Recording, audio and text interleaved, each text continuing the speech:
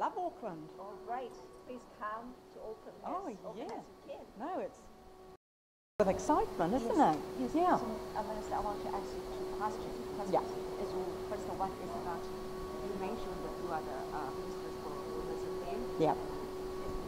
Yes. And I want to ask you, how can you make these two things, Yes. especially the Asian women who Right. contribute or they have their good experience of Yep. doing the business? Yep. How can All right, so the first thing is that I have been going around as the Minister of Women's Affairs and the Minister of Ethnic Affairs, inviting Asian women, ethnic women, to think about the possibility of putting themselves forward for consideration to be appointed to boards. In the Ministry of Women's Affairs website, we've got a tool where you can self-assess how ready you are to be in a governance role, and I've been strongly encouraging all ethnic women to go on, do their own self-assessment. If they think they are ready to be considered for a board, for leadership, for governance, to send their CV into the Ministry of Women's Affairs or the Office of Ethnic Affairs, so that it means that we have names and capable people available to put forward for consideration when these opportunities open. The second thing I've been doing is making sure that I can go to events where these women are gathered and encouraging them to be confident about the skills that they have to offer, the experience that they bring to these issues, and really pushing them to make sure that they think about how they can operate at these different levels, because we've got so much potential there that I'm really keen to see how that can be made available.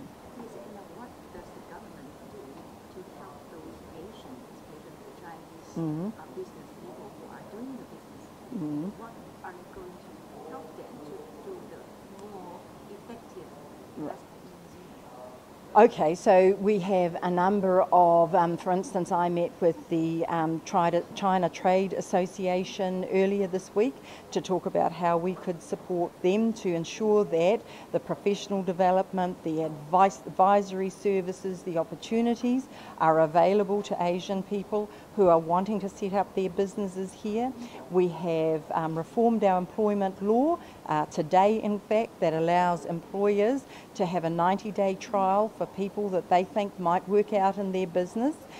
We have our company tax rate has declined as of today from 30% to 28%, so that we can make this a more attractive place for businesses to set up and operate.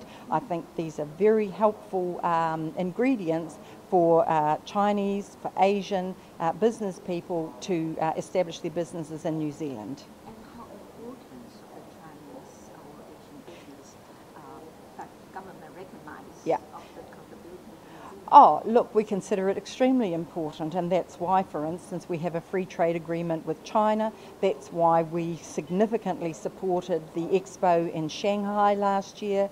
That's why we have a number of New Zealand business delegations that go backwards and forwards between China and New Zealand, because we see the importance of this relationship, and we're very keen to see it grow. Thank you. Thank you. Thank you. Just two more questions. Yes. One is that you have actually mentioned the priorities for the Ministry of Ethnic Affairs, but to be more specific, what are the major projects you want to achieve this year? Oh, well, one of them is this event here. Ethnica is establishing this conference and bringing people together so that they are able to network with each other. We've established the language line, which we had operating during the recent Canterbury earthquake, so that ethnic communities would know that they could get access to the services in the same way as others. We're publishing a report on the wellbeing index of ethnic communities in New Zealand, so we can identify where the areas are that we need to be operating more effectively. We sought funding from the migrant levy fee so that we could establish a database so that ethnic businesses are able to be in touch with each other, and also so that we can profile and promote successful ethnic individuals or groups who are doing really well, so that the wider community can know about that as well. Okay. Last but not least, in your view, how do you think the ethnic groups can actually contribute further to this nation?